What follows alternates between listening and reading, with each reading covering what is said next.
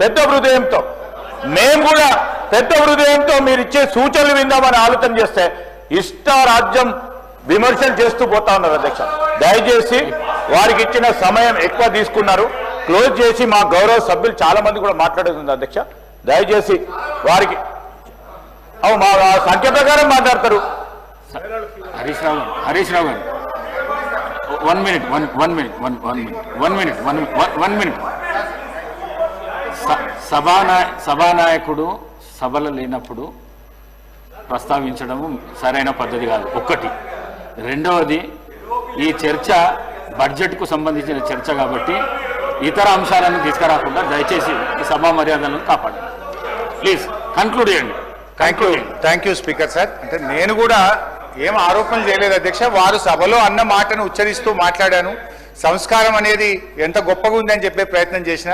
అసలు సంస్కారానికి Oscar award లేదు, కానీ ఉంటే గింటే అది గౌరవ ముఖ్యమంత్రి గారికి ఇవ్వచ్చు అని చెప్పే ప్రయత్నం చేసిన అధ్యక్ష. అంతకుమించి అధ్యక్ష నేను ఒకటే అంటున్నా అధ్యక్ష, వీళ్ళు అధికారంలోకి వచ్చి 16 నెలలు అయింది అధ్యక్ష. ఎంతసేపు బీఆర్ఎస్ ను తిట్టుకుంటా, ఎంతసేపు ప్రతిపక్ష నాయకుడి మీద ఆడిపోసుకుంటేనే కాలం గడుపుతారు అధ్యక్ష. ఇవాళ ప్రజలు ఏమంటున్నారు అధ్యక్ష, ఇంకా ప్రతిపక్ష నాయకుడినో బీఆర్ఎస్ ను తిట్టడం మానండి, మీ హనీమూన్ పీరియడ్ అయిపోయింది, రెండవ బడ్జెట్ ను కూడా ప్రవేశపెట్టారు, మీరు ప్రజలకిచ్చిన హామీలు అమలు చేయండి మహాప్రభు అని రాష్ట్ర ప్రజలు మిమ్మల్ని కోరుకుంటా ఉన్నారు. నేను కోరేది ఒక్కటే అధ్యక్ష, ఇలా మీరు పూర్తి స్థాయిలో పెట్టగలిగే బడ్జెట్లు 4, అలా 2 అయిపోయినాయి, అంటే సగం అయిపోయినాయి. ఇక 2 బడ్జెట్లు ఉన్నాయి. అయితే మిగిలిన 2 కూడా ఇట్లనే మీరు పుణ్యకాలం ఇట్లనే చేస్తే కరిగిపోతుంది అధ్యక్ష. దయచేసి ఇప్పటికైనా ప్రజలకిచ్చిన హామీలు అమలు చేయండి. ఇవాళ మీరు ఈ ప్రతికూల పాలసీలు, ప్రతీకార రాజకీయాల వల్ల రాష్ట్ర ఆర్థిక వృద్ధి రేటు మీద నెగటివ్ ప్రభావం చూపుతా ఉంది. రాష్ట్ర ఆదాయం తగ్గుతా ఉంది. ఇప్పటికైనా మేల్కొనకపోతే రాష్ట్రం ముందు మరింత గడ్డు పరిస్థితిని ఎదుర్కోవాల్సిన పరిస్థితి ఏర్పడుతుంది. జనరల్ ఏమంటారు అధ్యక్ష, రాజ్యం అసమర్థమైందిగా మారినప్పుడు ప్రజలపైన అణిచివేత ప్రయోగిస్తుంది. ఇవాళ ఈ ప్రజల అనుభవంలో ఏముందంటే ముఖ్యమంత్రి గారి తిట్లు, పోలీసు వాళ్ళ కోట్లు, అక్రమ కేసులు తప్ప ఏం కనబడతలేవు అధ్యక్ష. కేసీఆర్ గారి పాలనలో ప్రజా సంక్షేమాన్ని, అభివృద్ధిని చవిచూస్తుంటే మీరు కొత్త ఆశలు రేపారు. మిమ్మల్ని నమ్మిన పాపానికి జనాన్ని కాటగలిపారు. వైకుంఠపాలిలో పెద్దపాం మింగినట్టు అయిపోయింది అధ్యక్ష.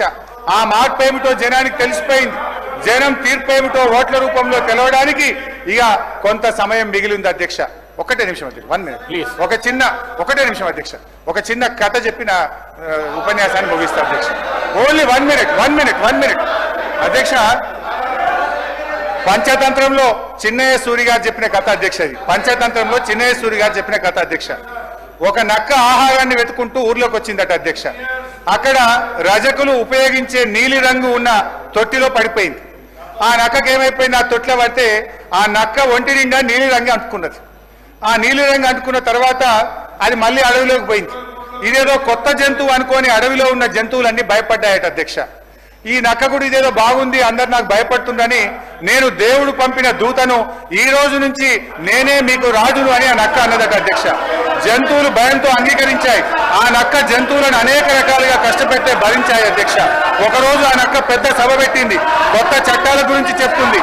అంతలోనే పెద్ద వర్షం పడి ఆ నక్క అంటిన నీలి రంగంతా కరిగిపోయింది. నక్క నిజస్వరూపం బయటపడ్డది.